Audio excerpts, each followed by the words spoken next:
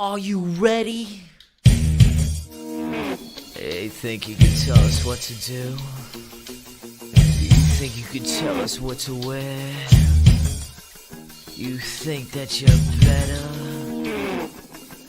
Well, you better get ready.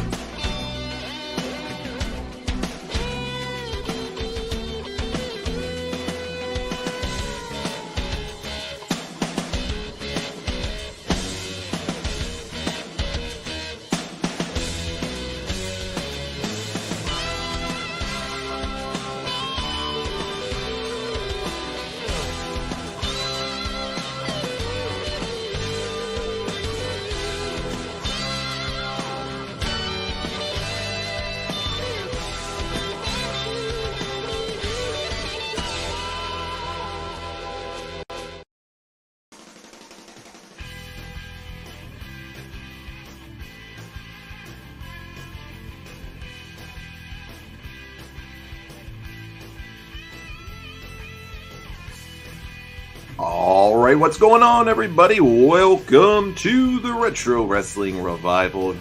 It is Sunday night. You are listening to this on WDJY. We hope you're having a great night, a great weekend, a great day. Everything we hope is great in your world. You might be checking it out live with us on Facebook. And if you are checking us out on Sunday, you got to come out to our Facebook page because we have a blast doing this every week. I am John Wanglin, and of course, joining me is my partner, Mr. Richie Reardon. What's going on there, Mr. Richie? What is up, dude? Glad to be here with you. We got a great watch along tonight. It's gonna be fun. A couple boys in the house already, I noticed, from the Tuesday group. So we're chilling, man. We're already live. We're doing good, and a little double dose of the live action. We might do this more often on our watch along series. You know, I'm thinking we definitely have to, because we have such a core group of guys that go back and listen to it still on Saturdays and Sundays, even if they check them out live. So, you know, I think we might have to do this more often live during the week. You know, maybe not every week on a Wednesday for the Sunday show we do for radio, but we definitely got to do this more, because we were talking today and we're like, we just had so much fun every week on Tuesday. We want to replicate that all the time with everybody. So, you know, we're going to start doing it more. So we really hope you guys are enjoying all the great content we're doing, and we enjoy being with you guys each and every week. And as always, it's always been a blast here. And tonight we're going to do our watch along to No Way Out 2001 Stone Cold versus Triple H in the 3 Stages of Hell. Yep. You remember this? I do remember this. This was a time that I was obsessed with wrestling. Stone Cold had just come, back from the terrible, tragic hit and run that Rikishi, did, find out that Triple H was actually the mastermind. I did it for The Rock. That's what set up the stage for this whole match. And this was a great match, man. Both of these guys were at the top of their game. Triple H was finally getting into his own in the singles stuff after DX.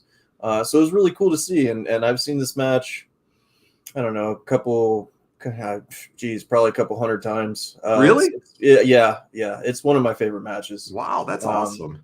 Yeah, it's a great time, and Stone Cold Steve Austin, when he was coming out to the Disturbed, theme song and stuff like that. Yeah. It was my favorite. I don't understand why he changed it.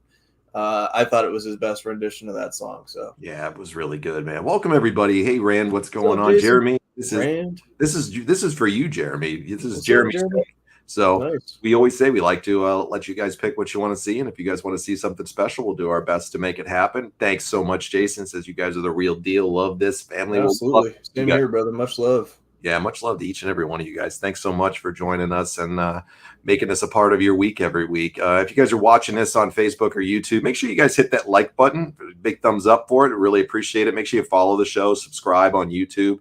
If you're watching on Facebook, I'd really appreciate it if you go over eventually to our YouTube as well, Retro Wrestling Revival Podcast on YouTube, because we're almost monetized over there, and I'm really trying to get up to that last 100 people.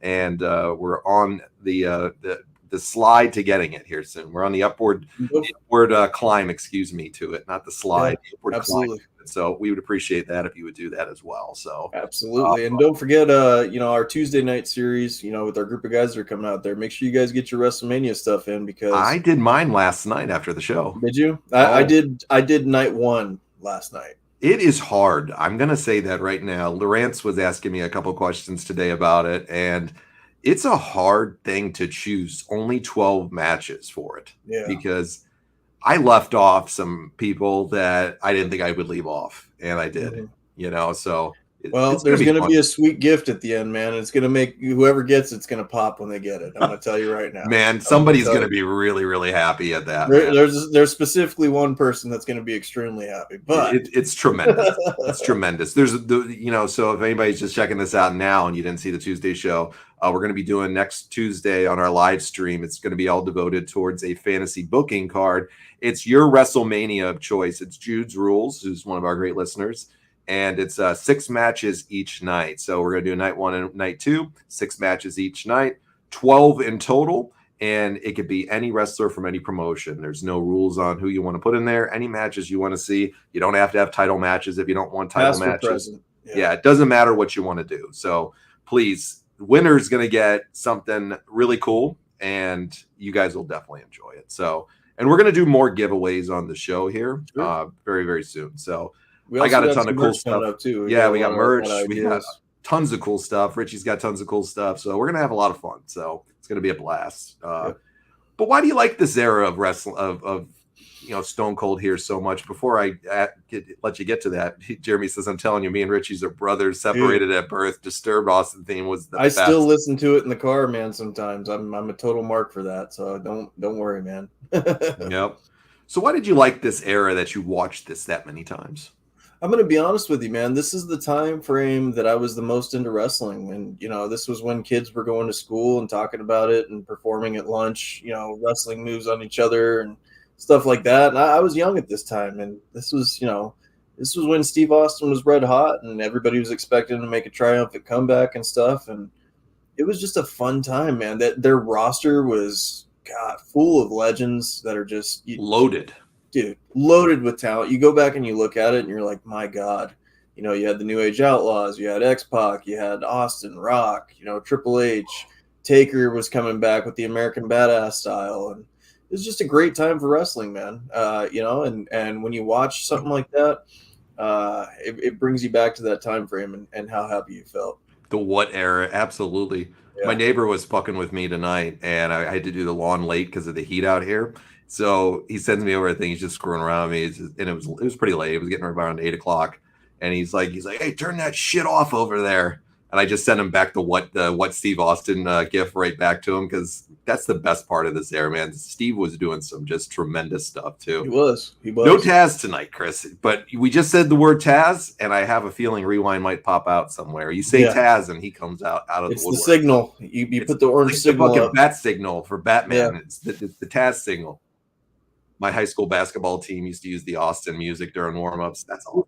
The basketball team, dude. A cool team right there. I like that. I like that shit. Well, if you guys want to watch along with us, I can't put it up here on the stream for copyright reasons. We'll get flagged and taken down in about a second. Hey, what's going on, Tim Henson? Nice to see you. What's up, buddy? Hello from Tennessee. I'm glad to see you on the stream tonight, Tim. I hope you're doing great. Looks like you got a pretty cool car in your picture. So yeah, it looks badass. What do you got there, man? Fill me in on that. I'm a big car buff too, and I know Richie is as well. So yeah. Rand says NWA WCW Piper versus ECW loses the Brian versus Cannon, Brian Pillman. Man, I love Loose Cannon and Brian Pillman days. So, but if you guys want to watch along with us for this one, once again, we're at No Way Out 2001. And all you got to do is go to the Peacock Network or whatever other way you want to watch it. I know it's available on Daily Motion and all that stuff if you don't have Peacock. We're going to start at timestamp 5149 is the timestamp that we're going to start with this watch along. So that's where we're going to start. So I'll give you guys a second to get adjusted if you want to watch. I know Jeremy's been waiting on this one. He was telling me he had it loaded up, ready to watch it with us tonight. So if you guys don't want to watch along with us, we always provide a little fun commentary. Oh, buddy. Look. Nuh-uh. Bro. No way. We just He's said here. Taz. You mentioned Taz and he's here. What did I tell you, man? It's the freaking Taz signal for him.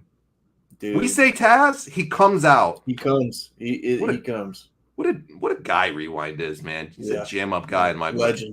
Legend. Taz is working color tonight. Did you say he's a jam up guy? He's like El Dandy. He is. He's just like El Dandy. He's a jam up guy. Dude. Man. Well, I appreciate you watching us and AEW at the same time, Rand. I hope it's good. So, all right, though. Let's get into it, guys. No Way Out 2001. We're going to go in 5, 4, 3, 2, 1. Hit that play button now. Yes, sir.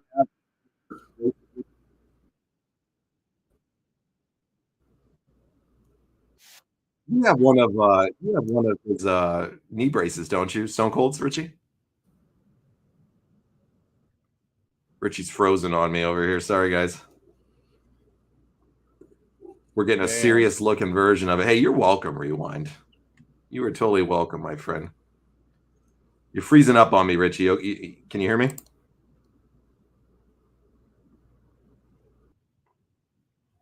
He's lagging. Is Richie a Notre Dame fan? I don't know if he's a Conor McGregor fan, Jason. Oh, Chevy Malibu 350 big blocked. Sorry, nice. I timed out for a minute. My thing was lagging. What happened? What did I miss? Oh, are you a Notre Dame fan? Notre Dame fan. Yeah, I like the Notre Dame Fighting Irish, of course. Tim Henson's got a Chevy Malibu 350 big block, shave heads bored out, 30,000 over. Nice. That's man. Badass. I like that color on it too, Tim. It's a cool ass car, man. Dude, Triple H in this era, man, he is just. You couldn't beat him. No, you couldn't. His entrance was so cool in this.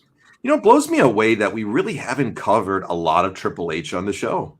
That's why I was excited when you told me we were doing that tonight. I was like, sweet, dude. Yeah. That's badass. I mean, I'm not saying we've never had him on the show here. I think me and Chris watched this, or me and you watched this maybe 3 or 4 years ago. So yeah. I think it was one or the other that I know I did, because I didn't remember it. And one of you guys suggested it, and we did it, and I loved it. So heck yeah. I mean, I saw it, but I just don't remember it so many years ago, and I'm an old fart now. So you're not an old fart, man. I'm getting there. I'm young at heart, though, buddy. So the first match, I think, is a straight pinfall match. No special rules. This match is pretty long, isn't it? It's about 40 minutes, I think. Yeah. I think the second match is a street fight, and I think the last one's a cage match, if I remember correctly. Man, that Disturbed version is freaking awesome. It's the best, isn't it? It's really damn good. I fucking loved it. You have his knee brace, don't you? Yeah, I got his knee brace. That's a cool one to have, man. Yeah, I got it. I got his actual knee brace from when he was Sheriff Austin. I seen Drew McIntyre is just walking out and quit. What's up with that? Oh, it's all for a good angle, Tim. It's going to be a good angle that they're going to play with it. I'm excited to see where they go with it.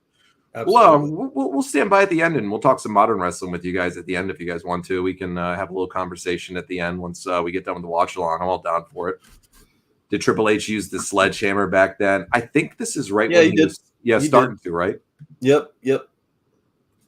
Hey, what's going on, Paul Simpson? Excited to check this out with you guys tonight. Hey, thanks, man. Really appreciate you coming out, Paul. Joining the show, yeah. Yeah, good to see you out. I think this might be the first time we've seen you on the stream, so really, man, welcome. Absolutely. Welcome. The more the merrier, brother. Make sure you like and follow the page. We do lots of great stuff here. Happy to have you out. So were you watching it this time? I was big. This was like my wrestling fandom right here. Yeah. I'll be honest, though, at this time, man, I was really dejected by WCW going downhill as a kid. Yeah. You know, that hurt a little bit. Oh, it sucked, man. It took up our Monday routines for sure, because I watched both. I don't, a lot of people say they do. I definitely did. I made it a ritual. I'd get home, from school, watch WCW Nitro, and then jump in the shower, get out of the shower, and watch Monday Night Raw, get some snacks, and chill. Yep. Man. That was my routine. I really love WCW. They made me just a massive fan with the outsiders coming in, and Hogan, of course, is my guy, and just the NWO stuff. And it was a big letdown, I remember, for me, as a younger kid. I think I was 18 at this time. Right. 18 or 19 I was at this time. And I was bummed out by it, man. I'm not gonna lie. It really bummed me out as a kid, that I was losing my favorite brand. I had seen it coming for a long time though, and I had basically switched off primarily to WWE at this point. Even as a young man, you could tell the writing on the wall. I remember I did too with the quality of the product. I mean, it was horrible. It was the shits, man. And then you had this stuff that they were doing on WWE, and it was hot. It was incredible. Yeah. I mean, you had such stars when you got guys like Austin and Triple H, The Rock there, Kane, Undertaker. I mean, I could go down the list. Kurt Angle's coming in.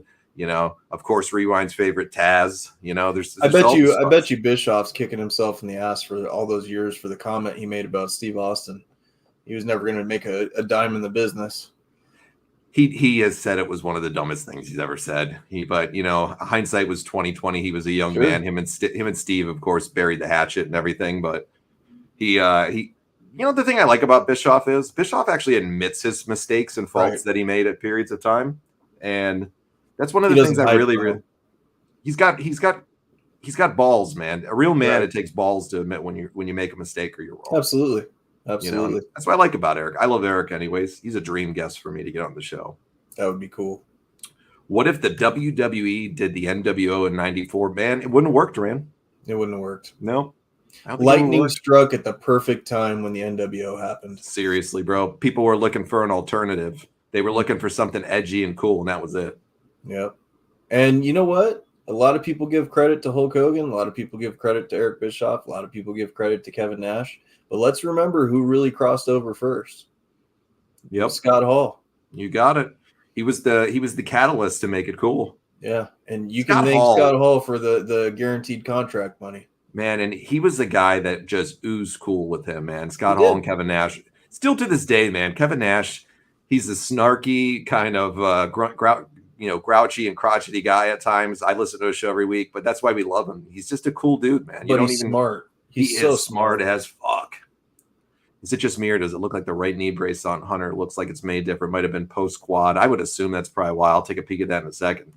It was before he might have had a quad injury. I think he had multiple quad injuries. I know he tore it the one time. Maybe he did it again.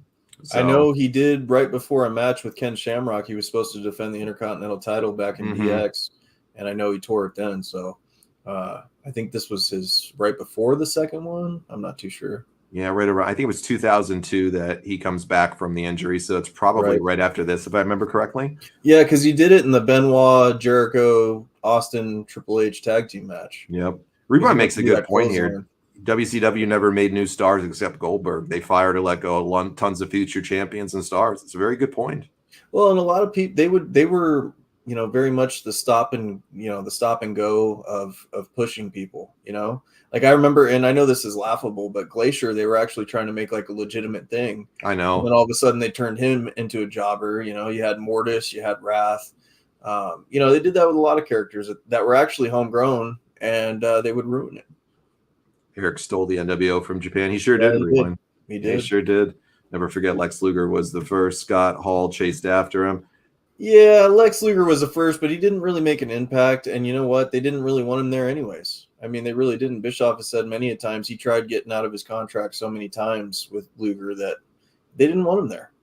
Well, he said, I've heard this story from him a lot with Luger, is that Luger was not under contract with WWE and they had him booked, to do like a show, and he had just done a house show, and he got Luger for next to nothing. Luger wanted to come back over, and he got him for next to nothing. So he said to him it was a win-win because he was paying him very low.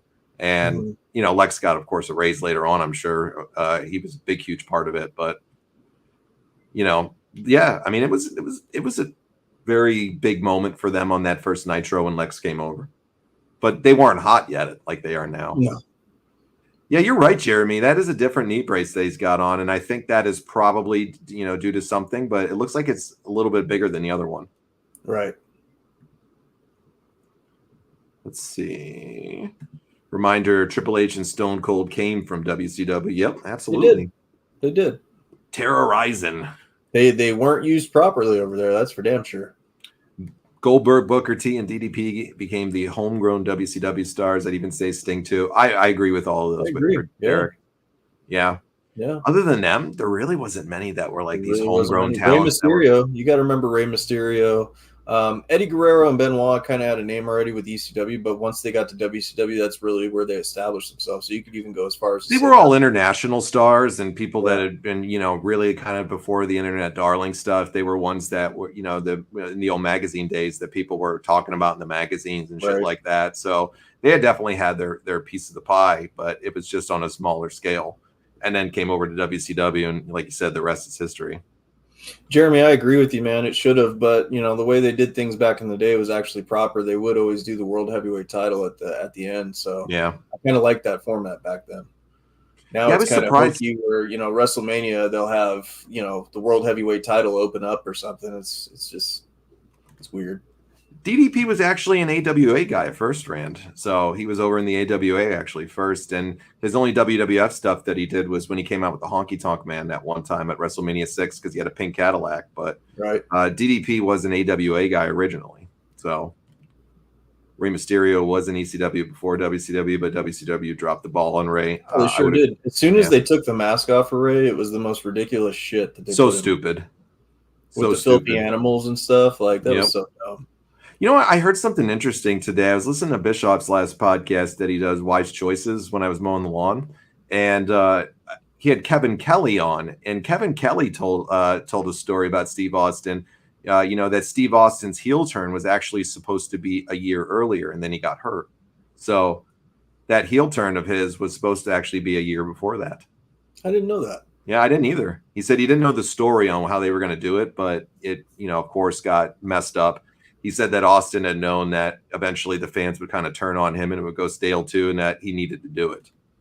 Well, also, Triple H was actually supposed to come back for the invasion angle, but he postponed that too until later on because he wanted to sit back and watch and see what was going to happen. I think he made the right call, to be honest with you. He got that great storyline with Hulk Hogan after The Rock did after Mania and stuff, and what would it have been like? I wonder if Triple H was in that invasion angle, bro. It would have been worse. You think so? Triple H would have got lost in the shuffle, I think, because let's be honest, who were you going to pair him up with? That came over. There was really nobody. To me, if I would have had him in there for Triple H in the invasion angle, and the reason we're talking invasion, folks, here is because just in a month or two after this, the invasion starts. That's the irony of this. But if I was going to do it, knowing the way how they booked it, with Stephanie and stuff, I would have put Triple H with them too to give them another mainstream guy over on their side if they were going to do it, if they were convinced to do it that way with bringing ECW and all that in under Shane and Stephanie.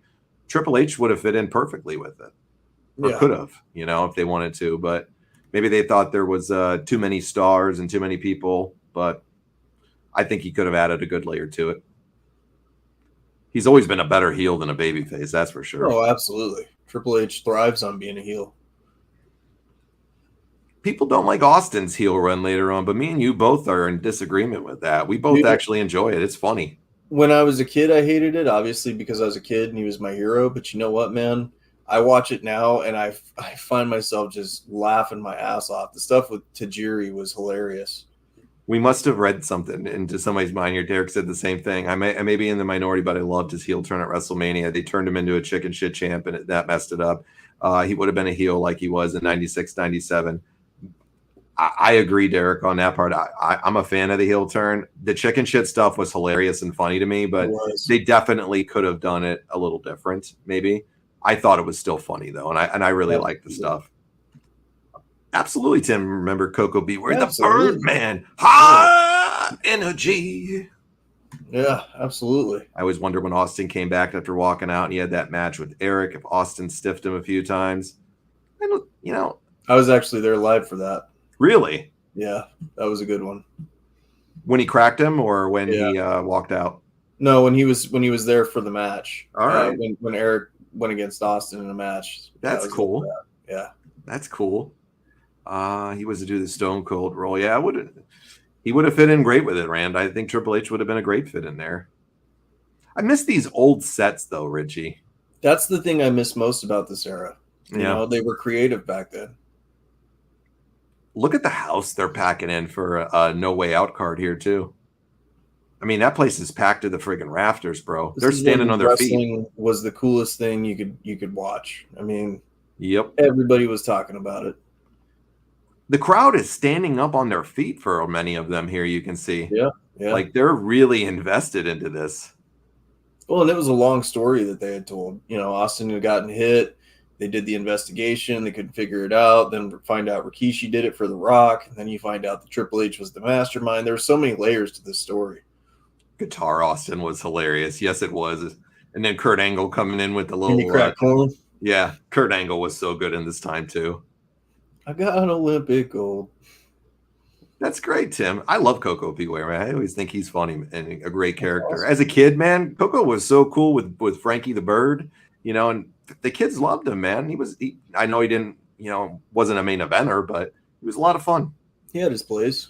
I agree. The Austin Angle comedy segment was gold, man. They had so much good stuff. And you know what? Say what you will, but I think The Rock and Triple H and Austin were great adversaries for Kurt Angle. They actually made Kurt Angle who he was, you know. Stunner. And then you got to mention the stuff with Undertaker too. Oh, absolutely. Undertaker gets forgotten for a lot of his stuff in this time because there was just so many other big stars. A lot of people forget the stuff he was doing too. You remember when Kurt Angle came out on the scooter with him? Dude, Kurt Angle's stuff in this time was the best. It's just the best, man. It's so fun. We got to do a Kurt Angle night one night.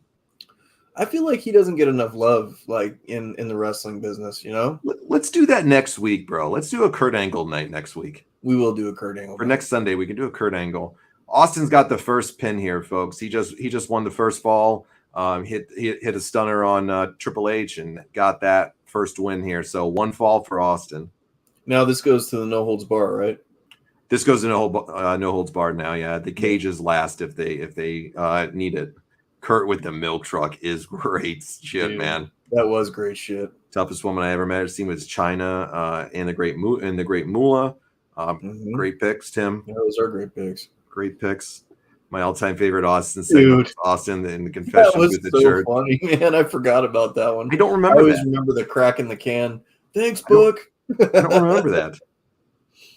I don't remember that. I got to go back and watch that later. Just remember, Taz was the first person to beat Kurt.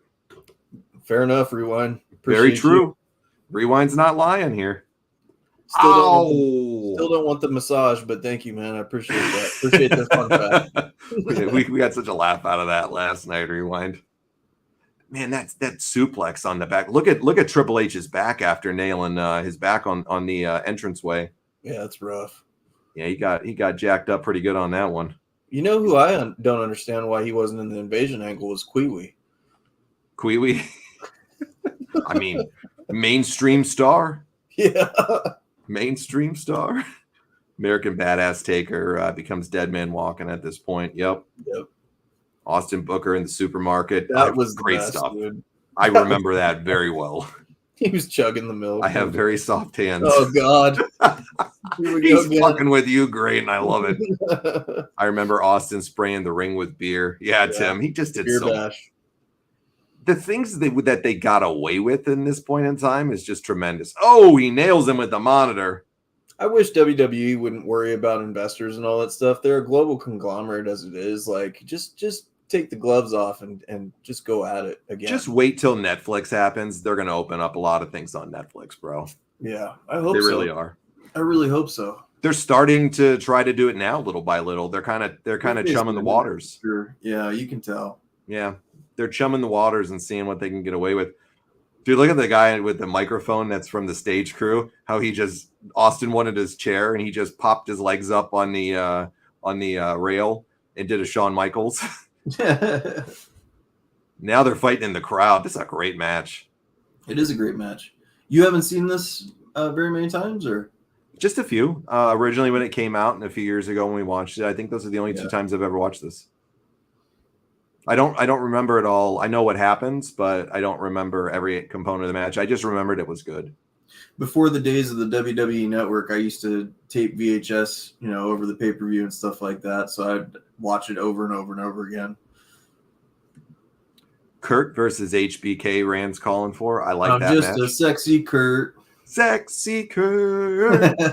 I'll make your ankle. King of the Ring, Kurt and Shane. How about we try to do both of those next week? I'll take a look at the times on them, guys, and see if we got enough time. Jeremy, that's a great match. Shane McMahon, that took some years. Isn't that when he does the suplex, the back suplex to him, and then he doesn't go through the glass on the first time? Over and over again. Yeah, it was like 4 times he had to throw him through it.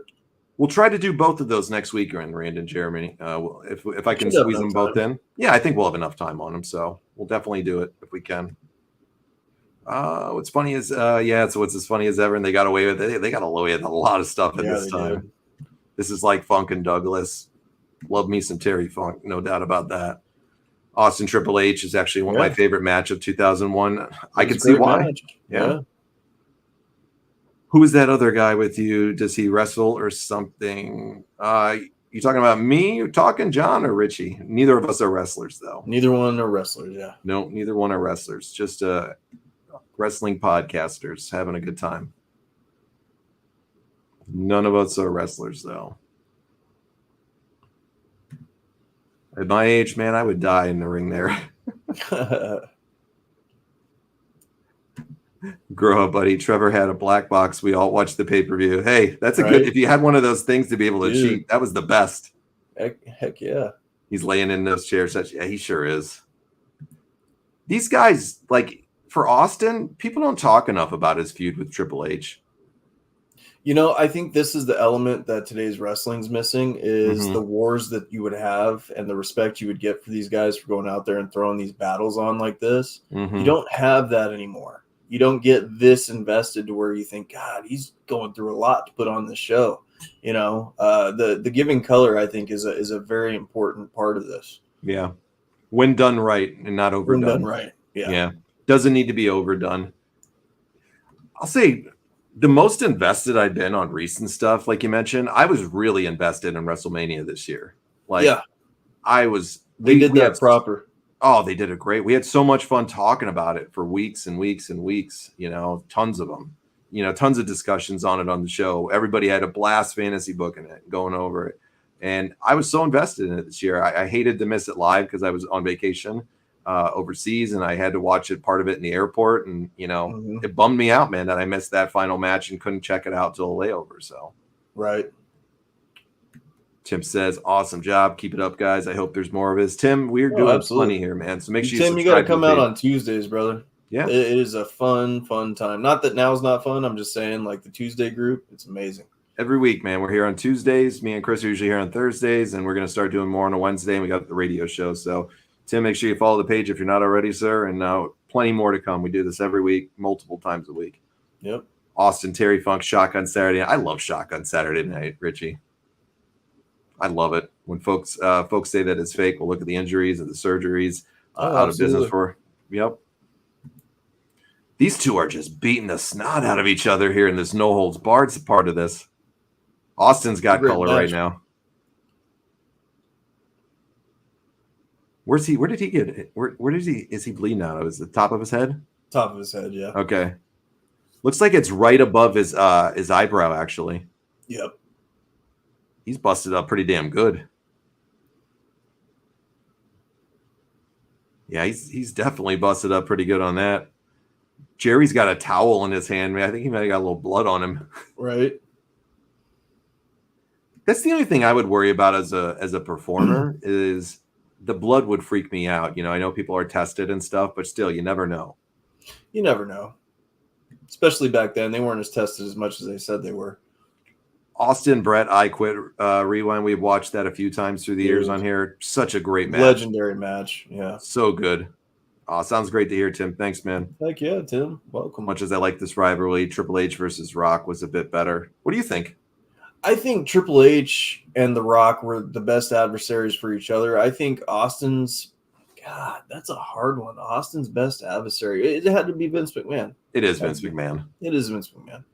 But for performers and wrestlers, who would you give Austin? You know, which is your favorite Austin? I think Austin and Rock, their matches, you know, were the pinnacle of wrestling. When they had every single one of them, there was not one time that everybody wasn't invested in it and watching it at home.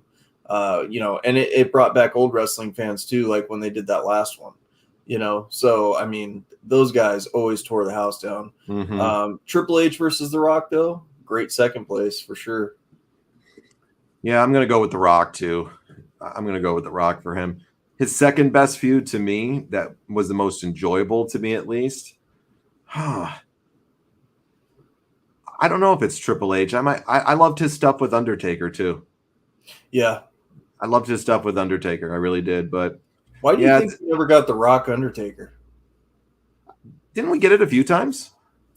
They had some matches. It just wasn't it wasn't like a high profile thing for him. That's what I'm saying. Like, well, why not a high profile? That should have been a high profile match. I got to be honest. At this period of time, Undertaker was there and he was doing good and stuff, but he wasn't the the dominant guy that he once was in some ways, and he had grown a little stale to some people. I think that's why he kept having to kind of reinvent his character, in my opinion.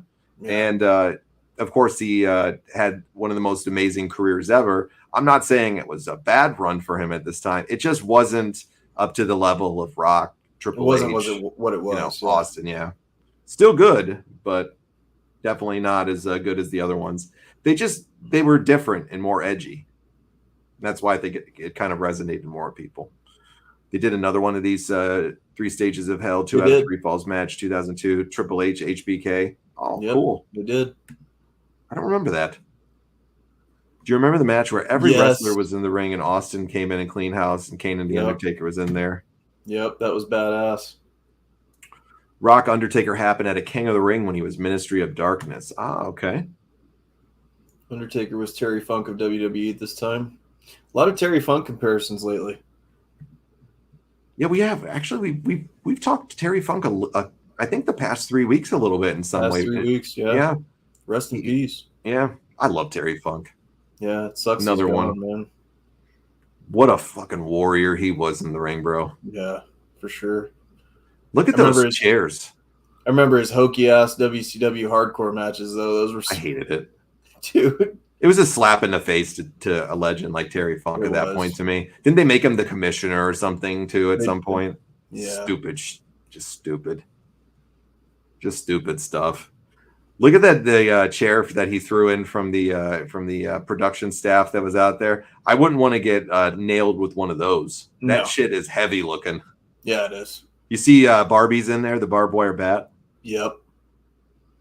And Austin is bleeding very hard right now. Who could forget all the legendary matches with Mick Foley during this time? Yeah. The Royal Rumble, the No Way Outs, the No Mercies. Good Lord. I'll give you a spoiler on my WrestleMania card. Wait till you see what I got Mick in. Yeah, that'd be cool. It's a good one. It's a real good one. I'm excited for that. Yeah. I almost didn't have him in, and I had to go switch mine around a little bit. Didn't have Mick Foley in it? It was hard because when you write this out for that next week, I'm telling you, man, you will bounce back and forth when you put it all together so many times because you're going to realize you're going to forget somebody. I'm so excited to do the competition. I'm so excited to see who's going to win and get the autograph, man. It's going to be awesome. It'll be great. Yeah. Great I Quit match, Jeremy. I love that match. We watched that a few years ago on the show. Yep. Undertaker was like Sting, other stars at the top, but they were their backbone. 100%. Yeah. He was their backbone there. WWE made him Chainsaw Charlie with Mick Foley. Yeah, I thought that stuff was fun. That was fun stuff. He's the fucking legend. Yeah, he is, Rewind. He is definitely a legend. We're all about Mick Foley here on this show. Oh, absolutely. He's the coolest wrestler I've ever met in person. Everybody says that about him. Coolest one. He spent so much time with me, man. Didn't rush anybody. Did whatever you wanted to make everybody happy. Mick Foley's the best. You know what I hate to see? That people, knock on him more now. He was like this beloved guy. And then I don't know if he's still on Twitter, but, he's very strong in his political beliefs. And we're not talking politics on a wrestling show here in any way, folks. This is not the place for that. We don't do that on a wrestling show. But people don't like his politics, and then they start like disrespecting him because of what he likes. And I don't even think it has to do with politics or anything like that. I think Mick Foley's very much like a hippie type that just wants everybody happy and shit like that. And he doesn't like dicks, like. I really hate when I see that with like wrestling fans when they'll try to diminish like a certain star legend because they have different, political beliefs or something like that. It's like, Jesus, get over it, Right. Get over it, man. This is wrestling we're talking about. Everybody's entitled to have their own opinion. That's and that's what ruined it for football for me. That's why I don't I don't do that with my wrestling. If it has anything to do with politics, don't mix it. Yeah, don't bring it in. This is wrestling, not politics. You want politics, go somewhere else. Even the Horsemen, the originals, the Horsemen forced him. No doubt, man. Ooh, absolutely. Richie, is that a live lucky hat? It is. Yep, live lucky hat. Yep. Or live lucky hat, excuse me. Yep. Coworker of mine got it for me. As a kid, Mankind terrified me. Hey, when he first came onto the scene and he was yanking his hair out and stuff like that, yeah, he was a pretty terrifying figure, man. When he almost murdered Jim Ross, that they portrayed in the interview, didn't he hit him with the mandible claw? He did. Did he try, or was that Kane that lit him on fire? Kane. Okay, yeah, Kane, I think, lit him on fire or something.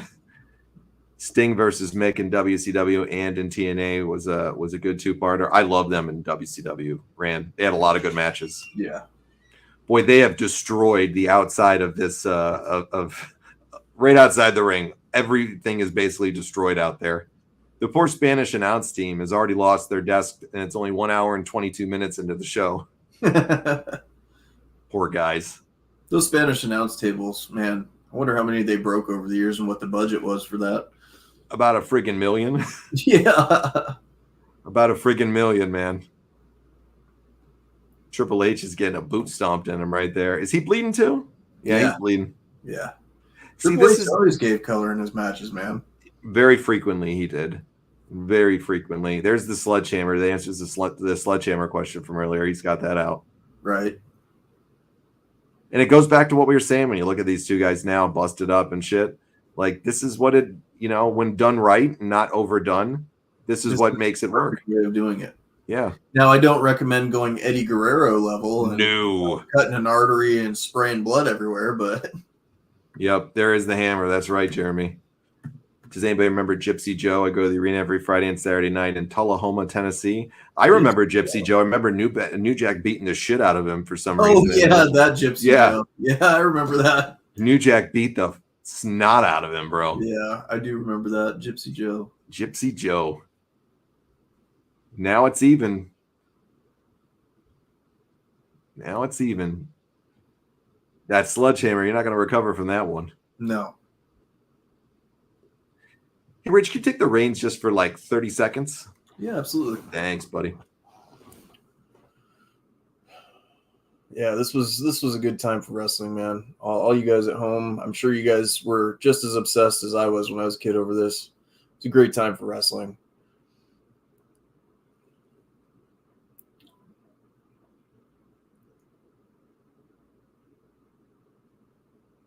Yep, they're bringing the steel cage down.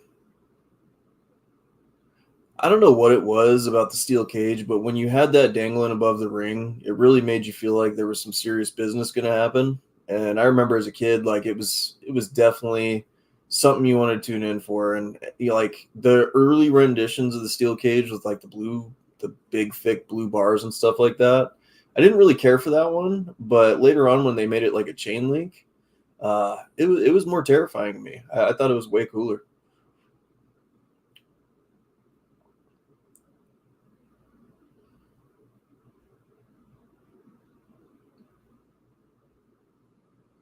Yeah, hope you guys are excited there at home doing the WrestleMania thing. Tim, if you want to get in on that, man, remember Tuesday we're doing the Fantasy WrestleMania booking.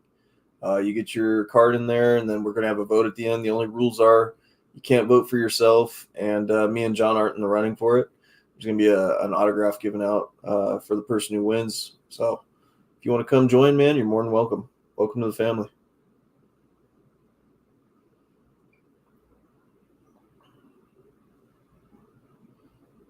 Jesus. Both these guys were tough bastards, man. The wars that these two went through, I mean, they definitely earned my respect, especially Triple H, like with that great feud with Mick Foley. The story that they told, you want to talk about an adversary that was made for Triple H. Him and Mick Foley had some great matches.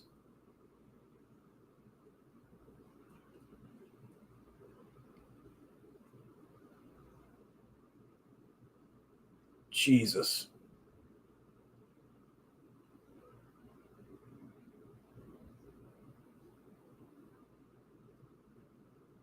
John probably went on a potty break. Hear that, or he's getting a back rub from Rewind over there.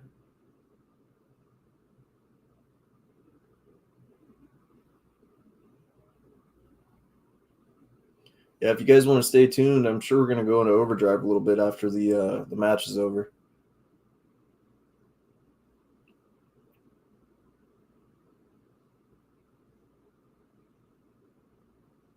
I think these two had probably some of the best finishes too. What do you think, John? You think these two had probably two of the best finishes? With the stunner and the pedigree? The pedigree, yeah. I loved them both. They're great. I love the pedigree as a finisher. Oh, me too. Yeah, I love the pedigree as a finisher. The only thing I didn't like sometimes that they did with it was they had people kick out too many times out of it. Yeah, the false finishes, and that's kind of a thing that's plaguing wrestling today is the false finishes over and over and over again. I don't remember a lot of people ever kicking out of the stunner, do you? No. The Rock did a few times. Yeah, I think that's about it. Shawn Michaels and Triple H. Tim Henson says, where are you guys from? I'm from New York, Tim. Yep, I'm from Phoenix, Arizona. Out here in the hot desert. Anytime Richie Coco Oh, boy. It puts the lotion on the skin or else it gets the hose again. You know, you get the Tazplex again. Survive if he lets you, man. Yeah. He is ripping that barbed wire on Triple H's forehead right now. Dude. Look at his back. Yeah. His back is like he is jacked up on Triple H. He's got a lot of abrasions on it from that suplex. Yeah, I don't care who you are, man. Like, that shit's going to hurt. I don't care if you try to pretend or whatever the fuck they tried to say back then. That shit hurts. What's going on, Danielle? Great to see you, buddy. The stunner and the pedigree were perfect. Absolutely. Yep. They were awesome. Richie lives on Van Buren Street. You know about Van Buren, huh? That's crazy. Right on. Fill me in on that. It's the street that has all the hookers. Okay. All right. Jason knows your neck of the woods then. Yeah. I always wondered how they pulled off the situation where Austin flipped the car with a forklift with Hunter inside. Yeah, the mysteries of it, right? How they do certain things. Yeah. You know what I've been watching recently? I don't know why it popped up on my feed one day on YouTube. This is non-wrestling related. They break down certain magic tricks and show you how they, do these crazy illusions and things like that. And they show it to you. It was actually really neat, like to see. It's cool. Yeah, I saw a takeaway though. I saw a show that they did that with all the Chris Angel stunts. Yeah, it's to me though. It's like I like the surprise element of things. Right. Like when you see it, like it's cool to know some of the things that go. On me, damn it, even magicians. Yeah. I mean, I don't want to know what's in the secret sauce all the time. I like that, part of it where you get surprised and it's something different and you're wondering, it's a performance. You want your belief suspense. Yep. Austin and Triple H should have definitely had a main event match with the rivalry they had. I get why not with Austin and 01, but still, yeah. They should have had a Mania match for sure. I agree. They just kept recycling him and The Rock so many times. Didn't they have like 3 WrestleMania matches between him and Rock? Mania matches, and you know what? I'm glad they did do that. I mean, it was definitely each one of those was incredible. You know what was interesting about it was I don't ever remember the fans getting tired of it when they would do it. No, and it was the biggest thing on the card. Yeah. I mean, it's a lot. I could see maybe 2, 3 might be a touch much, but the reality is though the fans were happy for it, and you got to give the fans what they want. Austin, the only way he was going to retire, his last opponent was always going to be The Rock. There's no doubt about it. Yeah. I actually have in my autograph collection, I have a 8x10 that was sent from The Rock to Austin in their match. I'll have to pull it out sometime on a live stream. But The Rock wrote a letter on the back of it, and it says, greatness is a thing that they just don't understand. And then he signed it The Rock. That's so cool. he had given it to him before that second match that they did. Hunter had the 3 matches with Taker. Yeah, those are great matches, all of them too. Yeah. Yeah, it's a lot to have 3 matches at WrestleMania against somebody, but once again, if it works and they are doing it well, then I'm all for it. And they were printing money, man. Yeah, I mean, 100%. Where do you think Triple H would be if he never married Stephanie? That's an interesting question. dude, that's a question that's been asked a lot, actually. And you know what? I gotta say he wouldn't be in the the position he is as far as administrative, in WWE, being what he is. But legendary career, he still would have had one. Definitely would have had a great career, but it wouldn't have been the levels that it's at now. Yep. Take the reins for just a second. I'll be right back.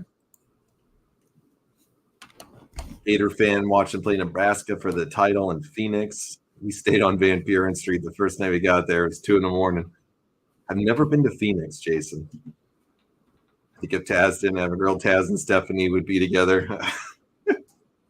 Rock Austin doing 15, 17, and 19 was a nice space of every other year.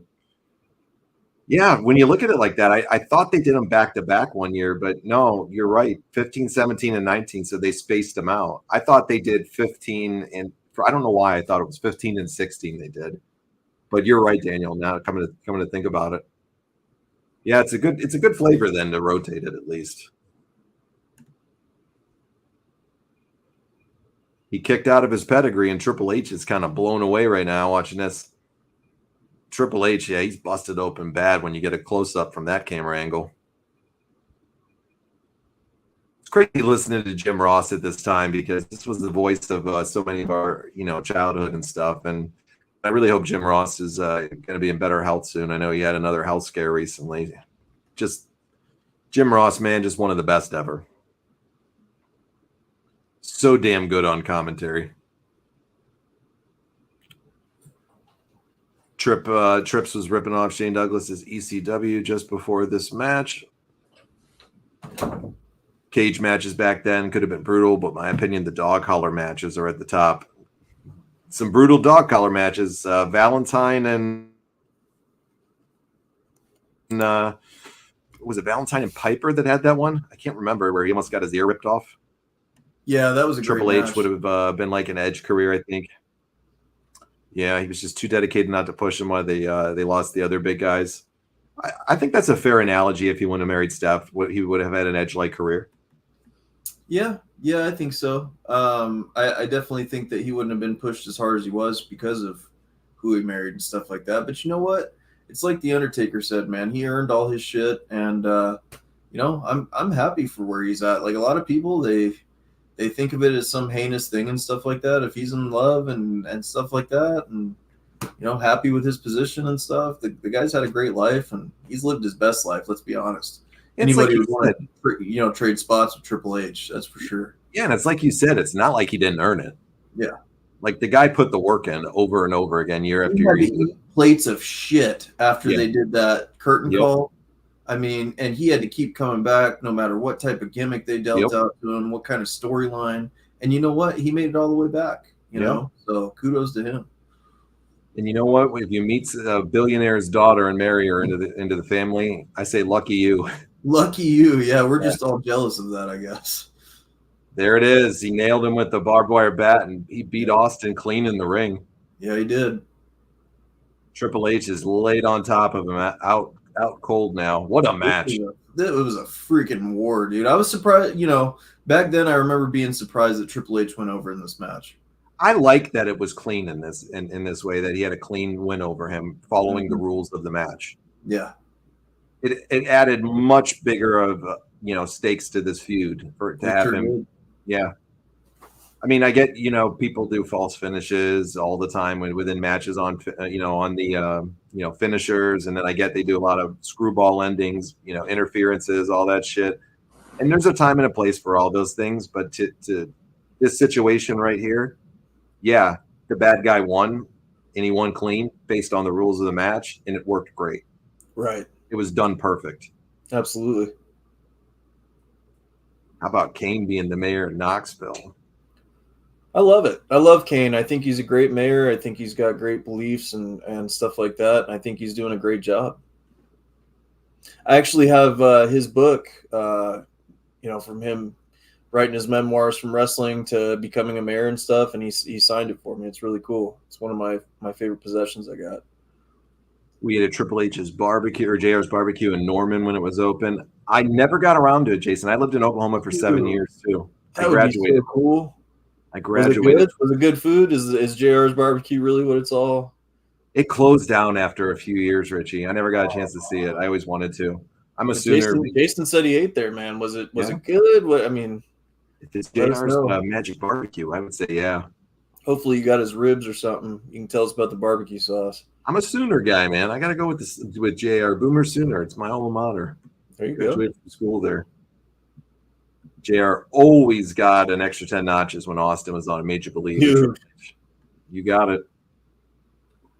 You've never been to Phoenix, John? Don't go. I have a crazy story about a dead doctor, woman, and a babe. Phoenix can be a crazy place. Well, we got to hear this one day. Yes, it can. Perry Saturn Raven dog collar match. Vampiro Raven dog collar match. TNA was good. To thinking over a month they'll be with Vince together. Yeah. And thinking over a month, at this point in time, WCW is closed. Yep. Triple H, Hollywood Hogan match next. Yep. If the customers didn't leave saying it was a slobber knocker.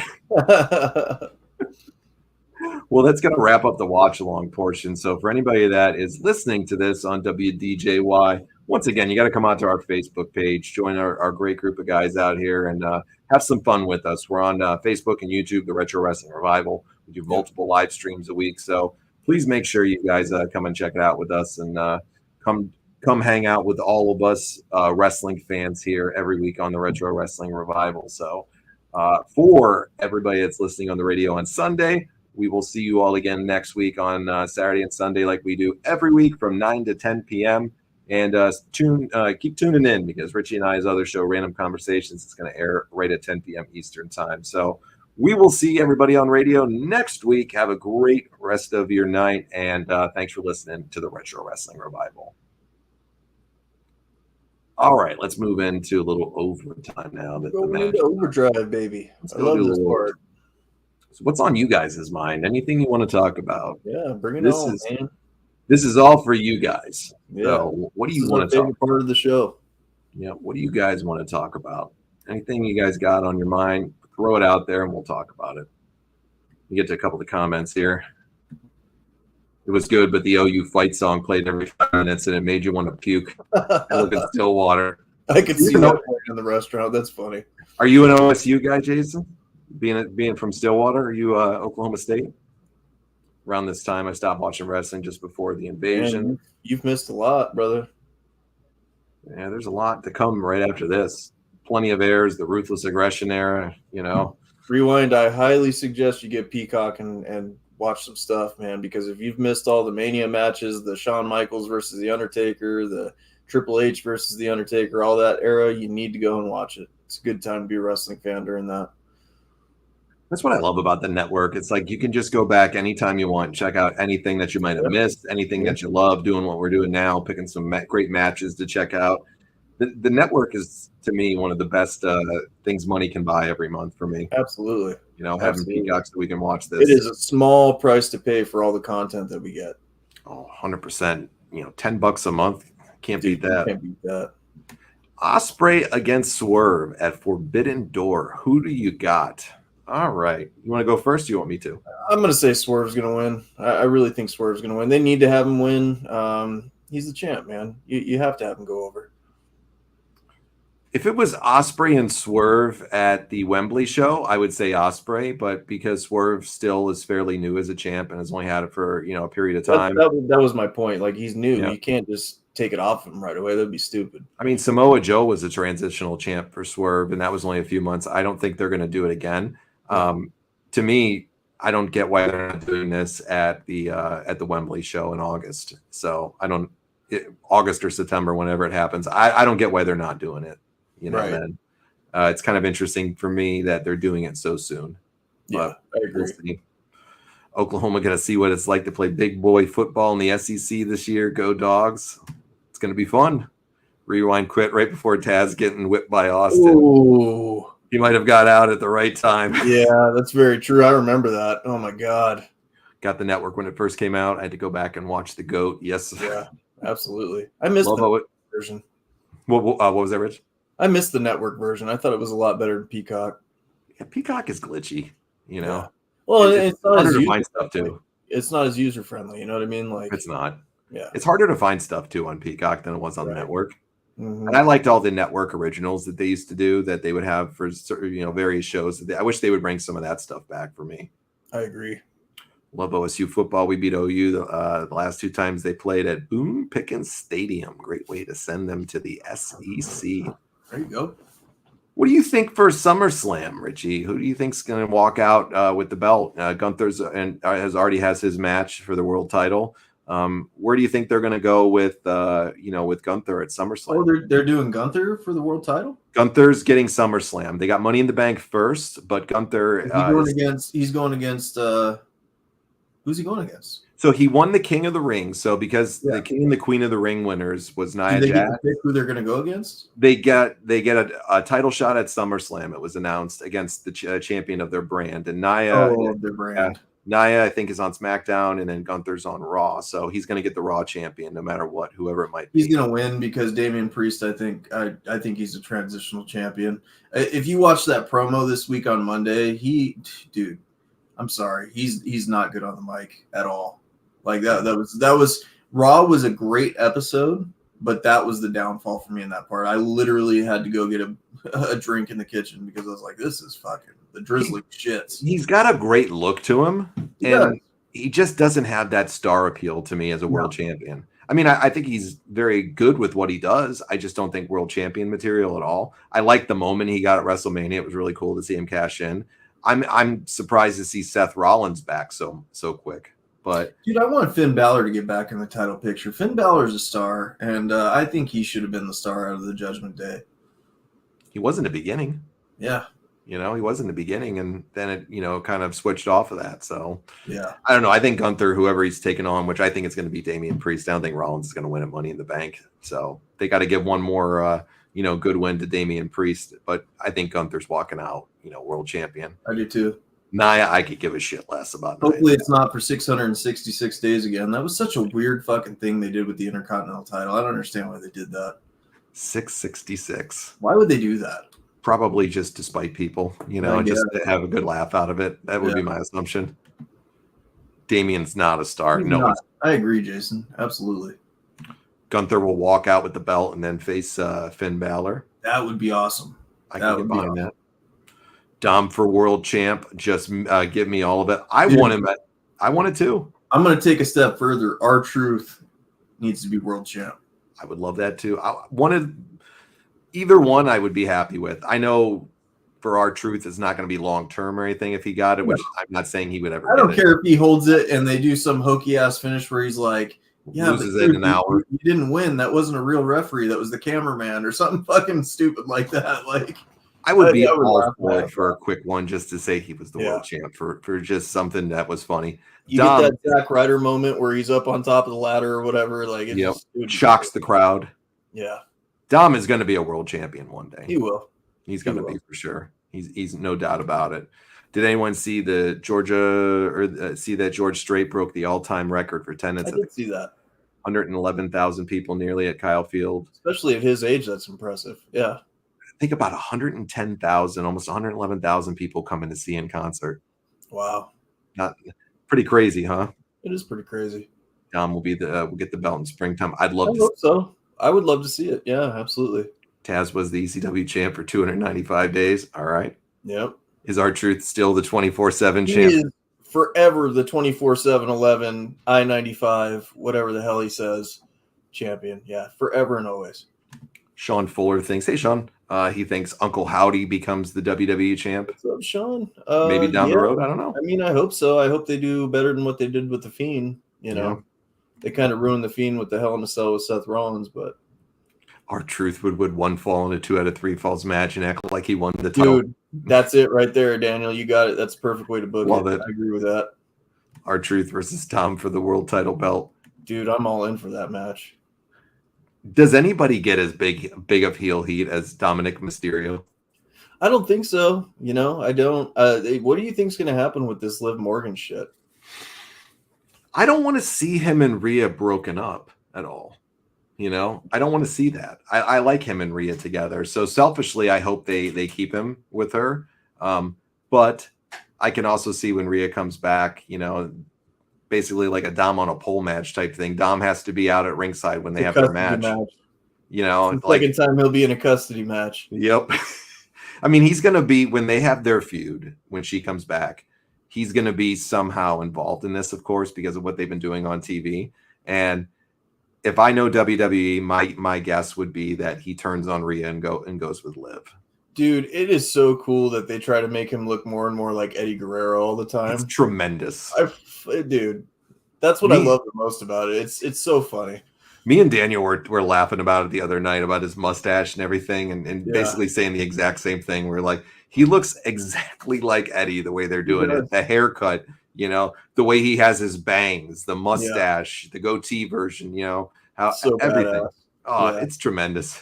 Angie Mysterio has some questions to answer. Yeah, no shit. No shit. Liv versus Rhea with the lights go out. Yep. Dom comes out and takes him. I don't know. Dom's going to turn on her, I think. I think that's the way they do it. Put HBK in Flair's spot in Evolution and put them against the Horsemen, the Barry Windham version. Who wins? Wow. That's if you're throwing HBK in there, I got to go with Evolution on that one. Absolutely. That would have been cool if HBK actually maybe would have done something with Evolution. Yeah, it would have been. But I think Ric Flair was the perfect one to put in that spot. Sure. To be honest with you, I mean, it would have been an interesting one to throw him in there, though. Yeah, definitely. Lights come out, and Dom is being held up by the House of Black. Yes, dude. Bring Vicky Guerrero back. Excuse me. Anytime you see Vicky Guerrero, especially because who she is in real life, I'm glad she's getting a payday wherever she is. So it sucks that she's not out anymore. I think we talked about it last week or a couple weeks ago on the show with it. I'll always say it. Vicky is probably my favorite interview of all time that we ever did on the show. Just such a cool person, so nice, so sweet, so awesome in general. She cares about Eddie's fans for sure. I hate to see what happened, with her family and how she's kind of now, gone away from everything. I mean, I respect her opinion to do it, but I love Vicky Guerrero. She gets some of the best heat ever. She does. Excuse me. Latino Heat Jr. Latino Heat Jr. He needs to start coming out in a lowrider, dude. That'd be hilarious. Shit, yeah, man. I love Buddy Murphy too, Randy. He mentions Buddy Murphy. I think Buddy Murphy's great. Vicky manages Dom and calls him son. Wow. Oh. Shh. I like that, Dom man. coming in with the heat. Sean, I like that right there.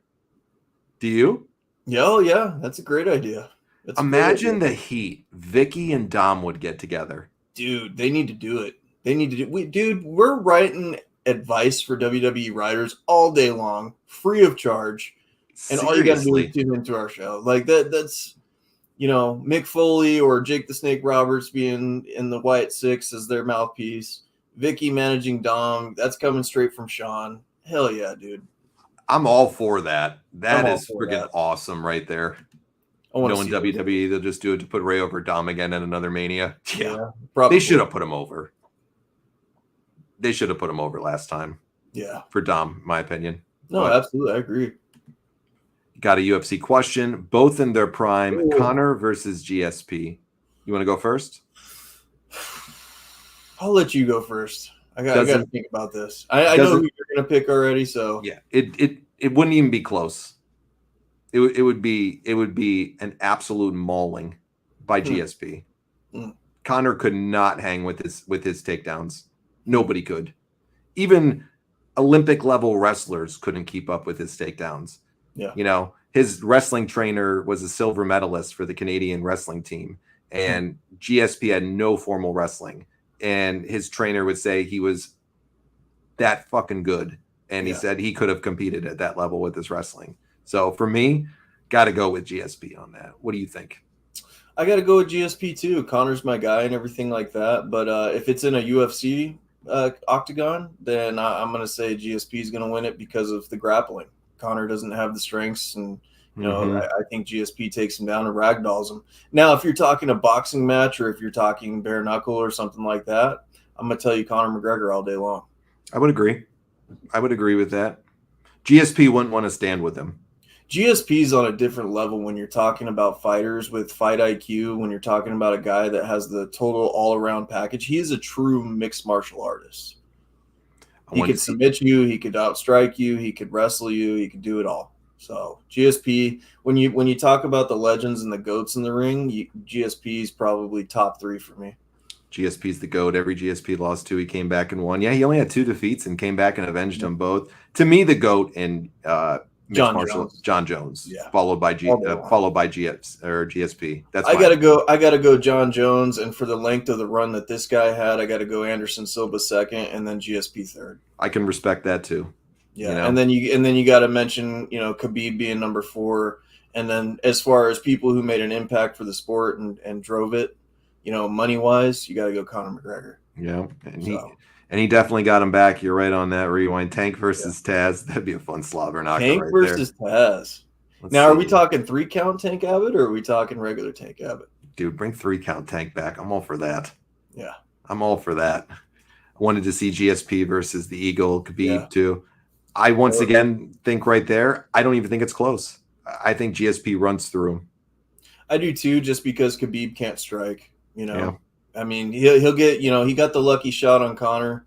That if you go and watch his early fights and stuff like that, it's a miracle that Khabib didn't get knocked out. And I'll tell you, I'll go one further. If Tony Ferguson would have fought Khabib in Tony Ferguson's prime before he had that brutal war with Justin Gaethje, I'm going to say Tony Ferguson probably gets it done against Khabib. Boy, it's a sad state of affairs what happened to him at the end of his career. Yeah. Yep. I think he's lost 9 in a row. Yeah, he's lost, 9 in a row? Yeah, and then you got Nick Diaz going against Vicente Luque as well. Yep. GSP versus MJF. I think we know the answer to that one, Sean. GSP. The salt of the earth wins that one, man. Come on. The fight would be GSP at Khabib at 165. GSP would have to really suck a lot of weight to get to 165. Yeah. I know at one point he said he wanted to actually fight at 155. He said he could do it. Yeah. I don't think he could have, but he would have looked sickly. Bro, that guy was easy walking 200 pounds, 200, probably. Yeah. When he was rehydrated and everything. Yeah, for sure. I think he said, when he would fight at welterweight, I think he said his walk around weight was about 195 to 200. Yeah. And then a few weeks before, he'd get down to about 185-ish, and then he would just suck the rest out, over the last week or so. But, man, him to get to 155, he's a big-framed guy, man. He's got those big, strong legs on him. His frame and physique is just chiseled. I heard Rewind was his massage therapist. Oh, he's told you he has good hands. Dude. Rewind's going with you, Khabib. He's going against you, Khabib, all day over Tony. Wow, okay. 3 count Tank versus ECW commentator Taz. We're selling out the buildings, dude. Perry Saturn versus Goldust. I think that actually happened, if I'm not mistaken. Was Moppy involved? I'm pretty sure. Fucking Moppy. For some reason, I remember that.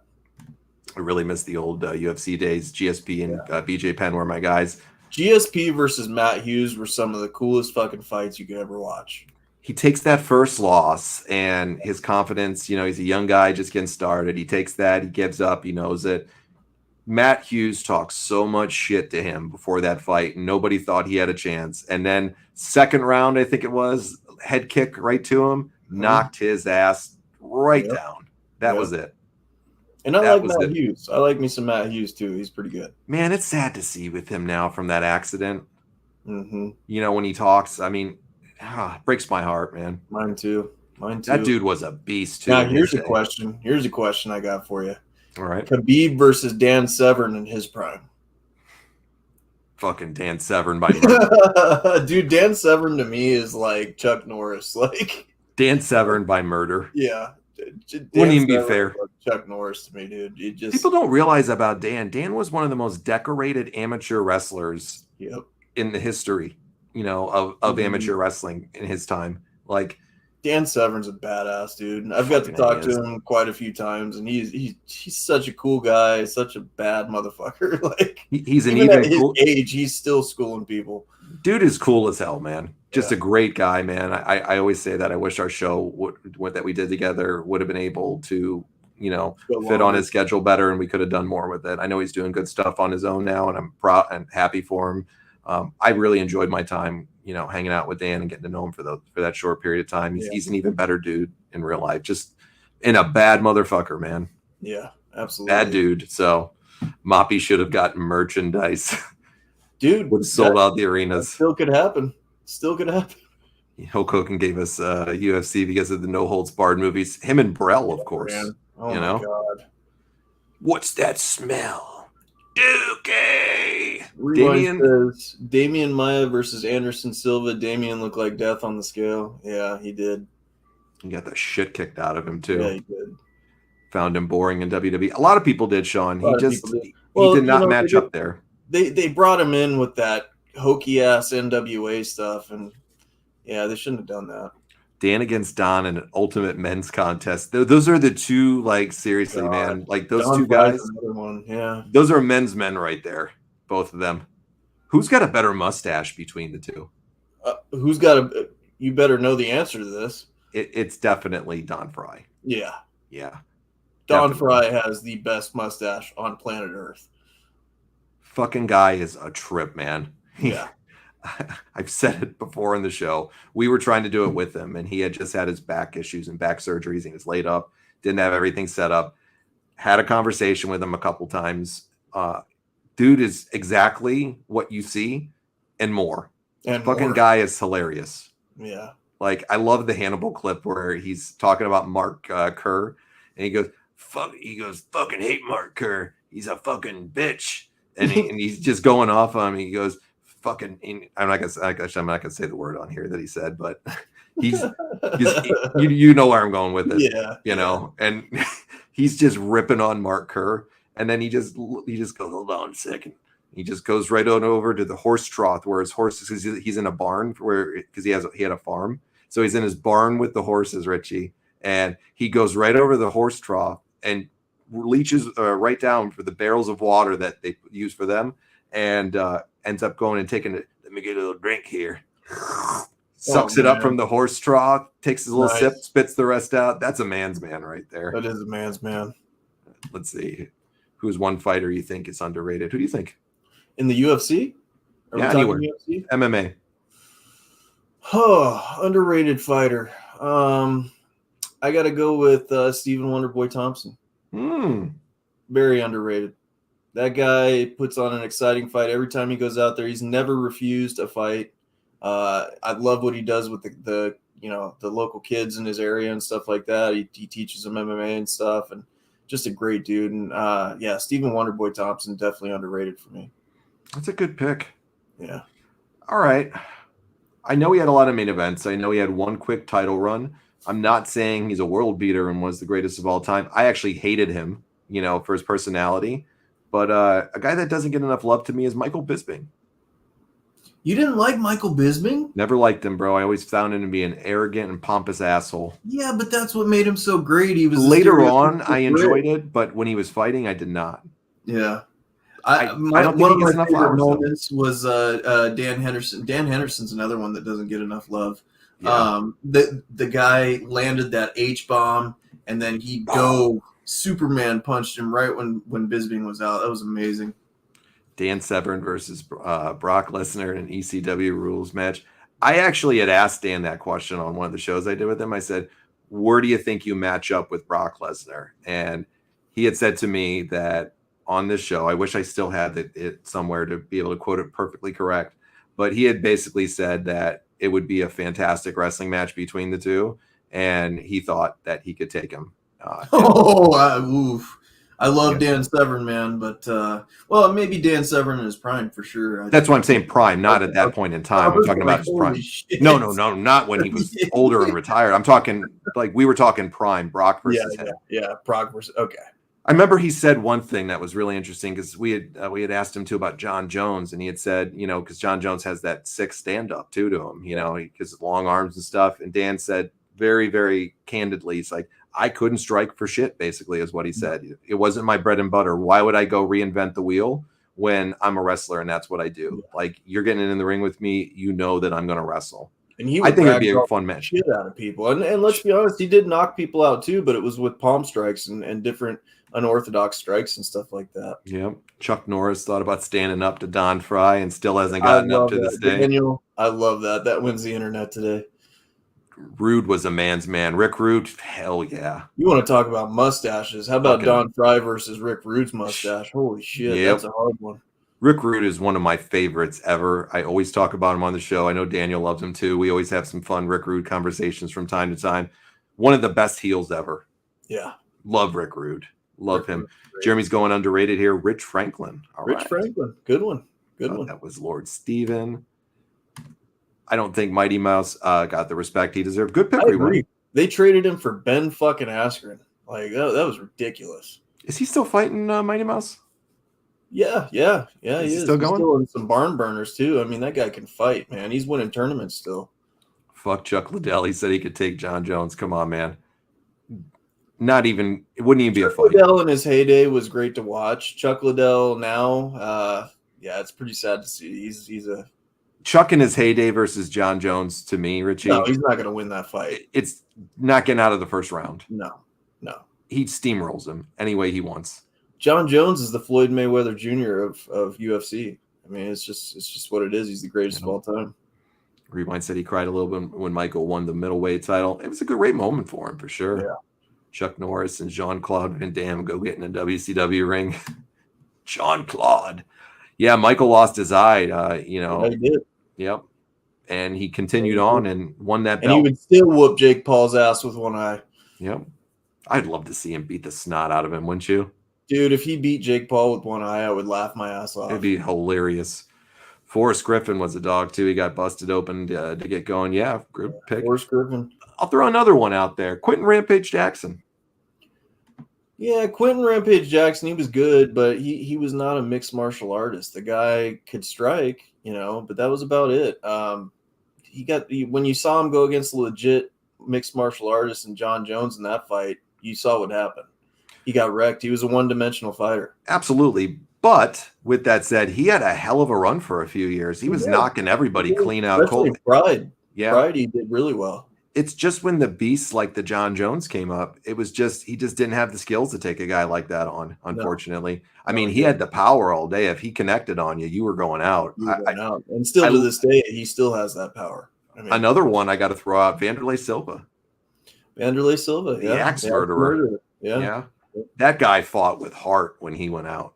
He did. He didn't give a shit if he got knocked out or he was knocking you out. That man was swinging leather. I'm going to say that, Michael Venom Page over there is going to do great things. Watch his next fight, man. I think something exciting is going to happen with him. MVP.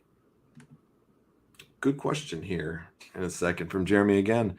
Yeah, he's definitely deserves to be in their Hall of Fame rewind. Sure. All right, now overrated. Most overrated fighters? Yep.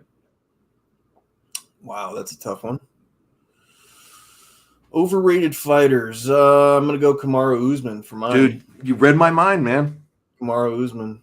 It was the weakest 170-pound division ever when he was there. Yeah. Yeah. I got to go Kamaru Usman all day long. Him and Luke Rockhold would be my two top overrated fighters of all time. This might not be popular with people, but I'm going to throw it out there. Randy Couture. Wow. Randy Couture is a different one for me because I respect the shit out of him. He retired and came back at 50 years old and won the heavyweight title. I get it was a weak division. Yeah. But, man, that says something when you come back at that age and still, It's no disrespect to Randy. I loved him, and I watched that match live when he knocked out Tim Silva, and he clocked him right on that first punch. Yep. It was such a special moment to see. He was really good, but he wasn't great, and it was very subpar competition at the time compared to, of course, what they have now, which is why I think that he's a little overrated because I don't think he would be able to stay in it with any of the big heavyweights now, or even the light heavyweights. I don't think he would. I'm also going to throw one out there that'll probably shock people and, maybe even piss MMA fans off, but I'm going to go Ronda Rousey. All right. Just because it was a very weak time for women. It was right in the beginning of it. There wasn't really the big name stars and stuff like that. And then you got to Crow Cop, dude. That's another underrated one. You got to go head kick. You got to understand, like Ronda Rousey was another one-dimensional fighter. She had the judo. She had, she had the arm bar and stuff like that. She wasn't even really that good at jiu-jitsu. She just had the arm bar, and you saw what happened when she got in there with the striker. And then this was a time that, the dumbasses and stuff like that were saying that Ronda Rousey could beat Mike Tyson in her prime and his prime. Right. You got to be smoking some crack after seriously watching Nunez fight. Like, what the fuck? Yeah, Randy did wrestle at OSU. I think he was a coach there too for a while as well. And he was an Army guy, wasn't he? A Ranger, Green Beret, or something. Yeah, I believe so. Hell of a wrestler. I'm not disrespecting Randy, amazing competitor. I just think he gets a little bit too much of a rub from people sometimes. I like these ones from Jeremy here, Rashad Evans and Dominic Cruz. I co-sign on Rashad Evans all day. Dominic Cruz, he was great, but the injuries to me always made it very unbearable. And I think his fighting style is one of the most boring styles to watch, in my opinion. Right. Yeah. Did you like Dominic Cruz or Rashad, or do you agree they're very overrated? I didn't like Rashad Evans. I didn't like how he would dance around in the ring like a cocky asshole when he was, trying to juke him out and shit like that. Yeah, I didn't like that shit. Yeah. But then again, I'm a Conor McGregor fan, and he's a cocky asshole too. So, I guess that doesn't make very much sense. But still, I didn't like Rashad Evans very much. Yeah. I agree. I don't think she handled it very good either, Rewind, when she lost. She always was kind of like a spoiled kid that doesn't get their way sometimes. Yeah. But, I mean, she brought so much ratings and money over there for them. So she did. Fair enough. Oh, let's see. What happened to the kid that wrestled at Minnesota that didn't pan out in the WWE? Which one are we referring to here, Jason? Are you talking about Daniel Puder, or are you talking about who are you talking about there? Yeah, who are we talking about? Minnesota. Sean Shirk? He was a 155er. I'm trying to think here. I know we're not talking about Brock because Brock had a hell of a run. No, I think he's saying wrestled in Minnesota but didn't make it in the WWE, not the UFC. Okay. Hit us with who you're talking about, Jason. Ken Shamrock versus Connor, both in their prime. Connor would knock the shit out of Ken. I'm sorry. Kills him. Yeah. Tito Ortiz outstruck Shamrock, dude. Yeah. I mean, come on. That's all you need to know there. Conor McGregor versus Ric Flair, best on the mic. Conor, 100%. Rick had the same promo a million times. Great promo, but Conor was fun, exciting. He gets the crowd to a different level. Yeah. Oh, yeah. He just signed with the Buffalo Bills. Yeah, Gable Stevenson, Jeremy said. Gable Stevenson. Yeah, Gabe Stevenson. Yeah, okay. Gable Stevenson. Dude is one of the greatest amateur wrestlers ever. Probably in a lot of people's book, he is the greatest amateur wrestler ever. That was a missed opportunity for them. I think he could have done something. The fucking crowd hated him, bro.